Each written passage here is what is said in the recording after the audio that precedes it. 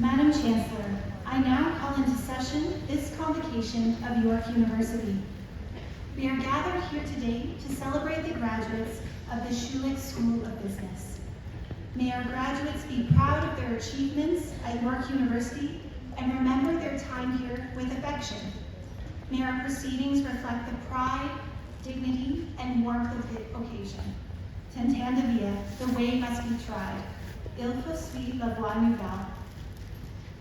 We recognize that many Indigenous nations have long-standing relationships with the territories upon which York University campuses are located that precede the establishment of York University. York University acknowledges its presence on the traditional territory of many Indigenous nations. The area known as Toronto has been caretaken by the Anishinaabe Nation, the Haudenosaunee Confederacy, and the Huron-Wendat. It is now home to many First Nation, Inuit, and Métis communities. We acknowledge the current treaty holders, the Mississaugas of the Credit First Nation. This territory is subject to the Dish with One Spoon Wampum Belt Covenant, an agreement to peaceably share and care for the Great Lakes region.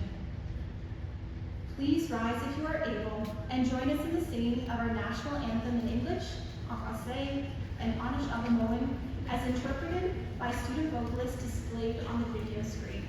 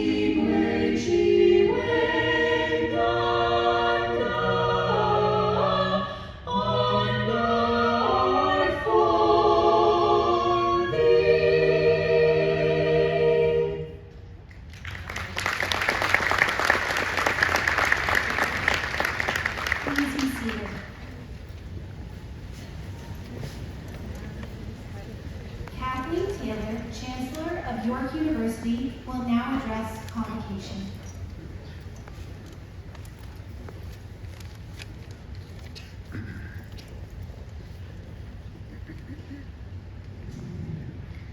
Thank you, Sarah, and good morning, everyone.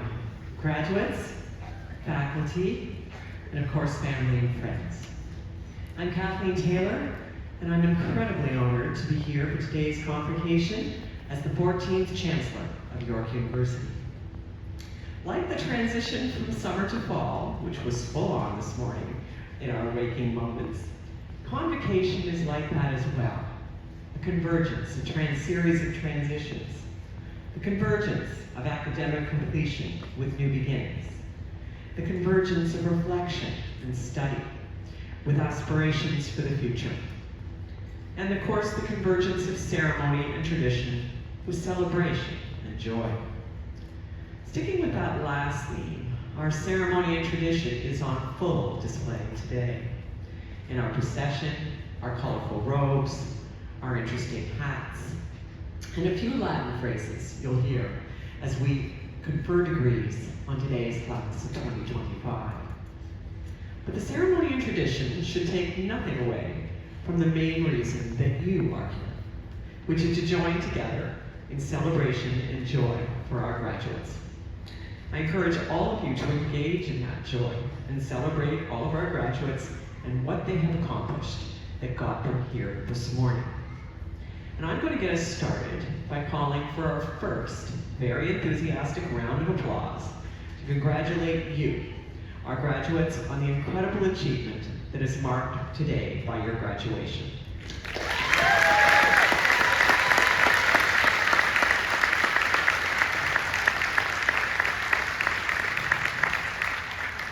As some of you may know, I am a proud alum of York. Like our graduates, I know what it's like to have spent multiple years on this campus, making new friends, creating memories, and building skills that have stayed with me for my entire life. However, before I started my time here, I had yet to take serious aim at a path forward. Some at the time might have even called me a bit aimless. You see, I grew up in Oshawa in the 60s and early 70s with few role models and in a family that had never ventured beyond high school. I was trying to figure out what I wanted to do with my life. Afraid of making any long-term adult decisions, I sought out the next